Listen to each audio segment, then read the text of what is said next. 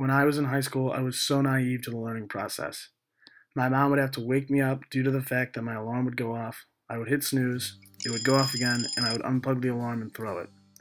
She would come in and would sing the chorus of It's a Great Day to Be Alive by Travis Tritt, then say, It's a new day.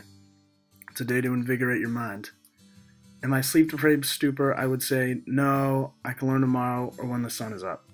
What is learning? That is such an abstract prompt that I could go any way I want with this. Before coming to Middlebury, or as my dad would say,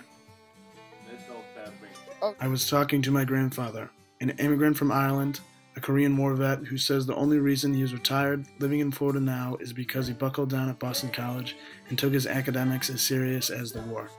He told me something I would never forget. You to think of life as the war.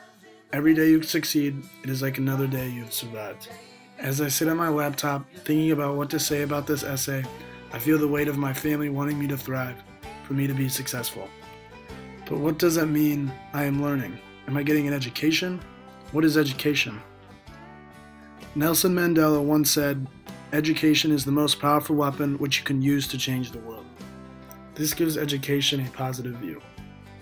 However, another influential person said, The only thing that interferes with my learning is my education.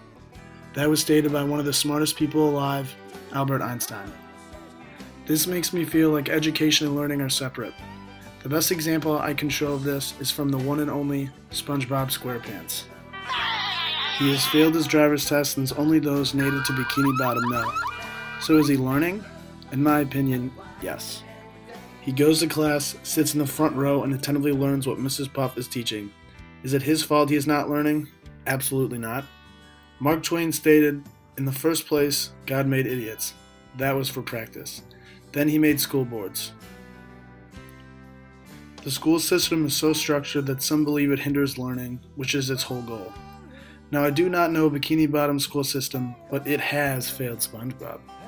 When I think of successful learning, I look at teachers who are teaching younger grades, like my first grade teacher, Mrs. Moran at St. Francis Xavier, or Cornwall's first grade teacher, Mrs. Beck. They are teachers that come to school every day, happy, energetic, and wanting their children to learn. It makes me think of Robert McCloskey's Make Way for Ducklings. The story is simple. A mother duck is leading her little ducklings during a walk through the park. You can say the walk is a transition through the school year as the teacher is guiding her little ducklings along the way. Schools need teachers like this, not like Mrs. Puff, who stands at a board and lectures the entire class, as the student's biggest interior struggle of the class is not to fall asleep. So I know you're all wondering, is education in America dying? Absolutely not. It has just lost its true meaning, its main focus. There are still people out there who want people to learn, and there are people who still want to learn. Learning, unlike the dodo bird, will never become extinct.